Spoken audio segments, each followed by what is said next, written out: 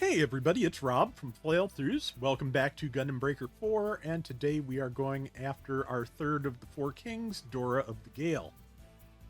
Let's see. Okay, we can get propellant tanks and Sinanju parts out of that, so... Alright, let's go for it. But yeah, like I said yesterday, we are going to do each of the four kings in turn as their own video, and then I am going to rebuild this thing, and we will go after the Chaos Fortress. I hear they call her Dora of the Gale on the internet. She's got quite a following for some reason. I don't think I've ever heard of anyone on the internet who has a nickname like Dora of the Gale. I've heard lots of, filler generals in anime and manga have names like that. She's pretty intimidating in real life, though. She definitely scared me the first time we met her. I admit, there is something a little unsettling about how she treats those around her.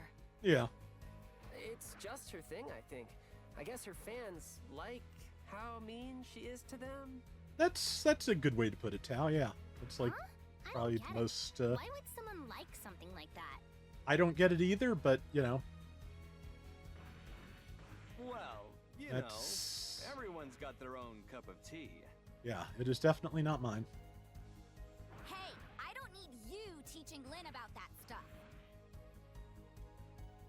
Agreed. We should focus on the next battle, not people's online interests. That just has a slight feel of let's change the subject before I end up as part of this conversation, which I've been in conversations like that, not usually on that subject, but yeah. Its high mobility and powerful boosters are what let her fight like the wind.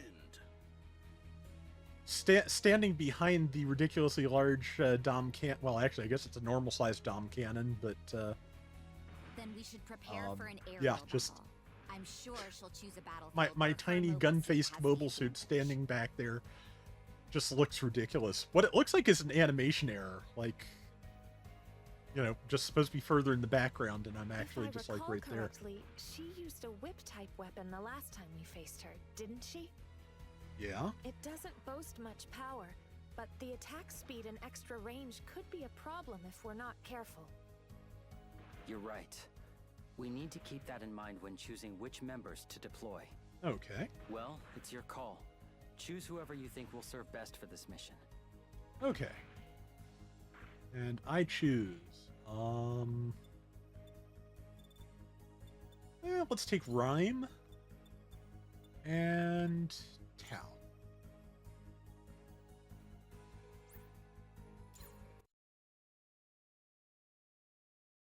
Alright, let's see what we can do here. And then that just leaves the supposed leader for tomorrow. Alright, and I kind of wish I could shrink the gun further, just because I don't mind it looking ridiculous. I wanted it to look ridiculous, but also just like it could get a little bit smaller. It really could. But alright, so Time for battle. alright, and ooh, Byron Custom, hi. Oops. I actually did not mean to start with the nuke, but better do it now while it can recharge faster. Or so it can recharge for later, I should say. Ah, the Gustav Karl. I kind of like the design. I'd like to get the kit at some point. I believe there's actually a kit of the G generation version of the design, which is slightly different, but was like the first, I think, physical representation of the Gustav Karl. Like it was before that as part of the Hathaway's Flash novel series. It just existed as text, so there may have been some illustrations for it in the novel, but I know G Generation was the first place where it actually turned up as a usable thing in anything. But yeah, there is a G-Gen variant of the Gustav Karl. They did do a model kit of it. And yeah, like I said, I'd like to have that. But it is, of course, out of print P Bandai, so maybe you get lucky, but generally you don't. That one store I've been getting stuff from is actually pretty good frequently about e-Bandai stuff, but sometimes even by the standards, you know, even by those standards, reasonably good is not good enough for my cheap self. I'd rather get, sometimes I'd rather just get like a big stack of cheap art books. You know, I don't think I've made any secret of the fact that I've more or less been largely shut in for the last, 5 years or so, because I don't want anybody I care about who is, you know, vulnerable to COVID to catch the damn thing, myself included. So, you know, I miss going to, like, thrift stores, used bookstores, things like that. I used to, you know, I think I used to talk about the Magic Goodwill, which was a Goodwill outlet where they just dumped all the random things into bins, and I found great stuff there. A bunch of fun books, actually a baggie full of MS in Action at one point. Most of which I had, but all was welcome for more duplicates, because, yeah, I'm that crazy. But, yeah, so... Oh, Rebawu, nice. Didn't know that was in here. So, yeah, you know, to a certain extent, with much better prices than I've ever seen from any other import store, and, you know, very frequent free shipping sales, Surugaya has really scratched that itch for me. Last thing I got was I got some of Mori Nagano's art books for the 5-Star Stories. Some of the, like, original printings, and there's two things about those I really like. One is that most of the Mortarheads have, like, full-page line art, both colored and black and white, which is just a fantastic attention to detail. And the other thing is that because they are, like, 30-some-year-old newsprint books, or paper books, they smell like my father's comic book chest used to smell. Yeah, I think I've mentioned that before too, but what the heck. When I was growing up, my father had a chest full of Silver Age Marvel comics that he bought himself firsthand when they came out. And I spent most of my, like, serious heavy-duty exposure to Marvel Comics was not through the comics available at the time, but through those. So I don't know that that helps my perspective on the characters sometimes, or, you know, puts me in alignment with everybody else, but it was just, looking back, it was a really just wonderful experience.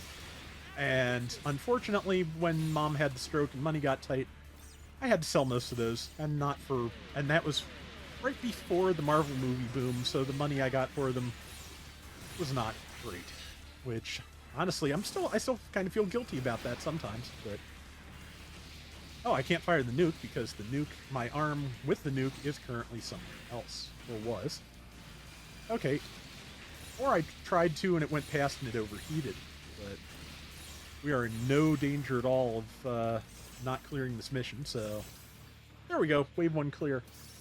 But yeah, like I said, those were great comics. I enjoyed them, and just, like, you know, they I think you may have heard that there are a lot of, like, studies and things that show smell is, like, one of the most powerful ways we make emotional connections to things and connect things to our memories. And man, when I took those books out of the plastic and smelled them for the first time, that sure just all came flooding back to a huge degree.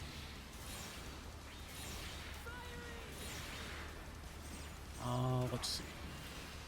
There's the Yakashiki.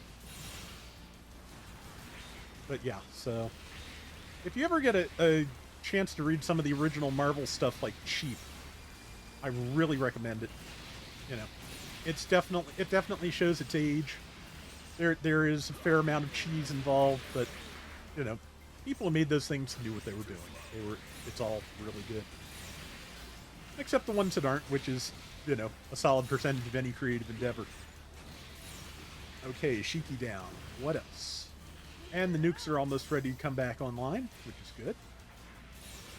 Okay, no, it didn't stun the Mark II. That's interesting. Another one I will recommend, just because it is very different from the final version, is the first few years of Superman were released, were done as a comic strip in addition to a comic book. The creators Jerry Siegel and Joe Shuster did that for themselves, or did that themselves, because in the 40s, in the 30s and 40s, and well into like at least the 70s, if not longer, newspaper comics were the prestige job. Comics were just what you did to make a living. And yeah, they did a lot of that comic themselves, and it is basically like probably the best unbroken run of like their original concept for Superman, who was in those days a very different character. A lot fewer powers, a lot more, a lot more focus on ordinary, I want to say just ordinary human villainy as opposed to, world-shattering issues and such. But yeah, if you can find the like hardcover collection of those Superman comics, it's probably been out of print for a while, but they're like the run from the early 40s that Siegel and Schuster did themselves is really, really good. And I am just in full-on brain dump mode today, so I will just have to, well, when we get into the actual story part at the end, I may actually have something to say on topic, but no promises. Yeah, I really do like the ejectable propellant tanks off of the Psycho Zaku. Those are really nice. Okay, yeah, that was master grade sized, and just yes, so my tiny robot just punching it in the shins is just that really, I really do just enjoy that. I can't help it.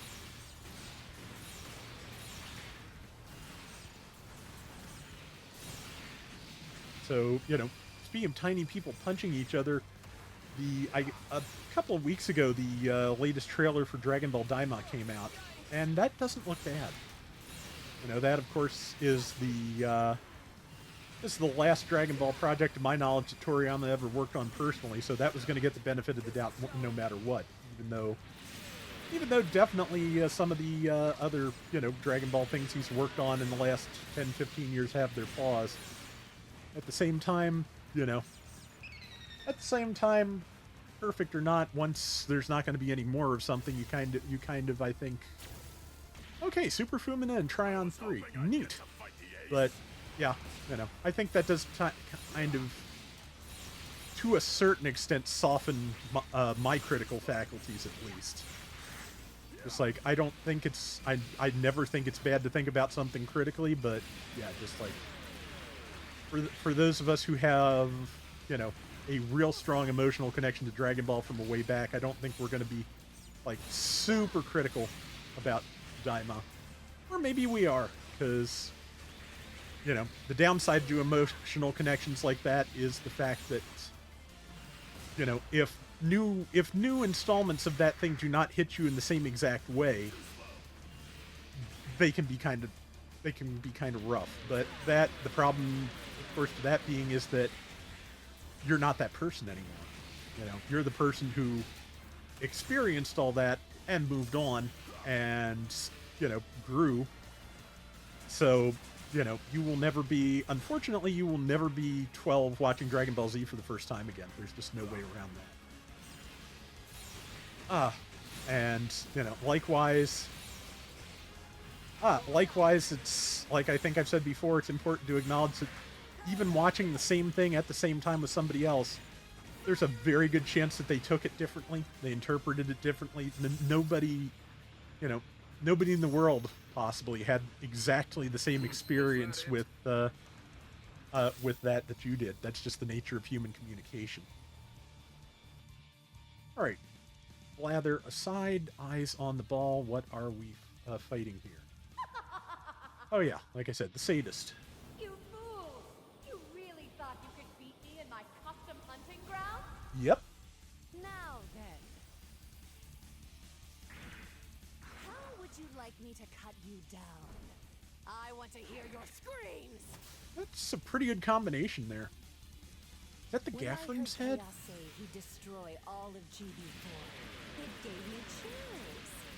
That's nice. Snubbing out an entire world is a beautiful act. It's practically art. But simply deleting it would be so dull. I want you to fight. Your struggle is what makes this so much fun.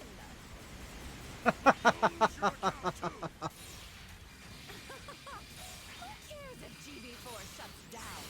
I'll just play something else. There's always another game, but destroying one is rare. The Moonlight Butterfly could corner a little better. Like, I feel like I'm You don't care about legit gonna have to have GB4 at something all. in the corner to get the most out of it. Enough talk. Fight me. Even if you Stomp. beat me, Chaos will still see this through to the end. That's nice. Alright, number 2. Believe in him that much? You think I care about Chaos? Or Freedom Fleet? Or the Four Kings? Not really. I'm not here out of love or loyalty or friendship. I want to see a world destroyed. That's nice. Losing a battle is a small price to pay to witness the destruction of GB4. Okay, yeah, just fire behind her. That's the secret. Right. Oops, nukes are not quite ready again yet. But no, I am, however, just very pleased that we got through the whole I just love watching you struggle bit while I was juggling her with nuclear weapons. Like, yeah, I love to watch you struggle. I mean, that's kind of why I kind of thought she'd be like that. That's why I brought the Dom struggle as one of my 2 helpers. That said, yeah, just like, I love watching you struggle, she said, as she was in the air, you know, in pieces. That's fantastic.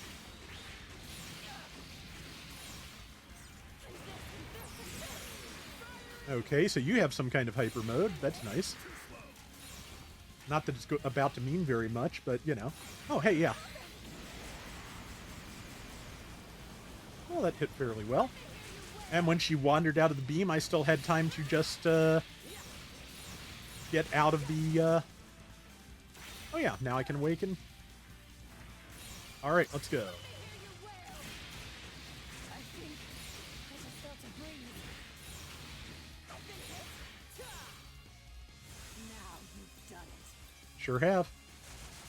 Yeah, Moonlight Butterfly is really hard to control.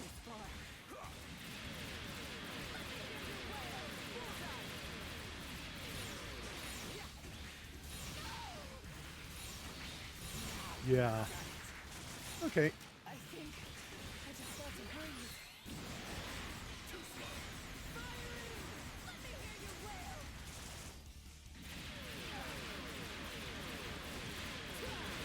I think I just felt a breeze. I think I just smashed you to pieces, so let's go. Alright. Yep. Double S, plenty of ace points.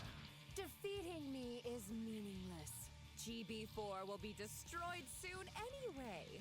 No one can stop it. Eh. GB4 will burn, and every server will go dark.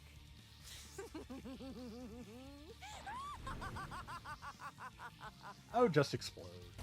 Thank you. Not if I have anything to say about it. Why are we focusing on my mobile suit while you're saying that? Oh, I guess because the key's about to come down, that's why. Alright, so yeah, that was not too bad.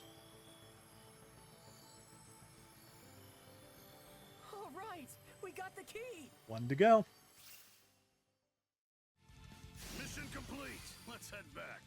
Okay. Let's see what all we get out of that. Okay. I have a feeling since I got 2 Bs, I may only get A rank on this one.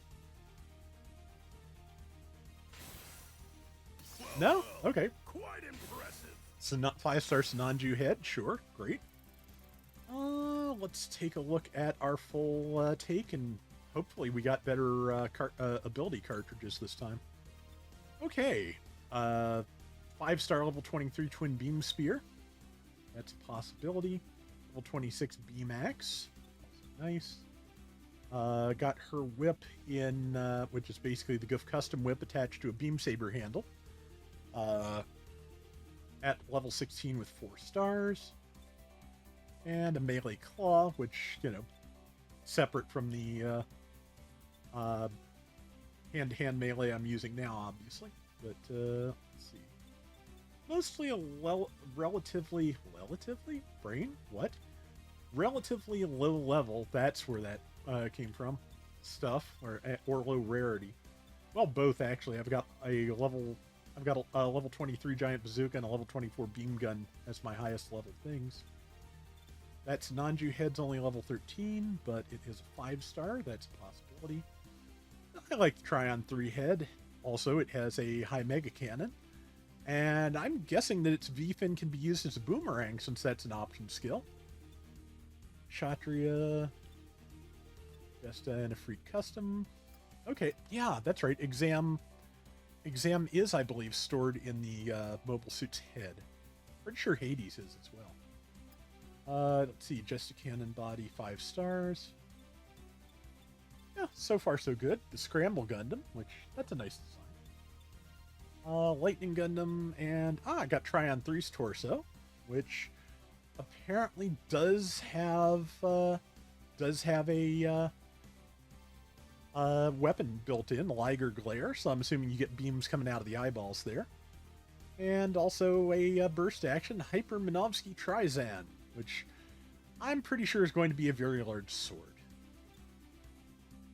And that is sure a Super Fumina chest. Okay. That is still just kind of weird. I can't help it. Oh well, anyway. Powered Gym Cardigan. Level 24 Gym 2 arm. That's not bad to have. Neither is this Scramble Gundam arm with a beam cannon attached. Cool. And Rick DS, big deal. Okay, Semi-Striker arm. Zeta Gundam arm at level 20 with 5 stars. Happy to have that. Oh yeah, and I forgot. Gundam Breaker is like one of the few places that actually has the wire function of the Zeta Gundam's grenade launcher. It's something it does a couple of times in the series, not many, but yeah, it does basically have a heat rod type weapon built into its grenade pack. See, Gym Semi-Striker, 4 stars Nanju legs. Okay, 5-star Ribau legs with machine cannons and beam guns built in. Nice. And Hyakushiki legs with a combination of good level and rarity, so if we combine them, that'll be okay. Ribau backpack. Nothing special about it except that it's a backpack. Scramble Gundam's backpack. Nice looking. Yeah, so... Oh, and that's right, the Freak Custom mounts Teat Sabers on its back. Mark II shield. Bunch of plastics. Okay, expand function breakfall. I'm not sure what that means, but or how it works, but okay, hate up, which okay, now that I'm not sure of, because it says up -3%, so it should be, you would think, down. But since the number's in red, I assume it's a negative, as in, you know, not a positive gain, so it should, I'm assuming that, yeah, it actually does make things 3% more likely to target you. Yeah, long-range gauge cost for long-range weapons goes up. Yeah. And thruster gauge economy, performance. Again, it's red, plus 21%. I'm not sure. Sometimes I really do feel like I am not parsing these stats properly. Like, I'm just gonna probably just have to try one on, go into test with and without, and see what the difference is. But at any rate, that is going to do it for today. We will take on the last of the Four Kings tomorrow. And until next time, everybody take care and have fun. Later.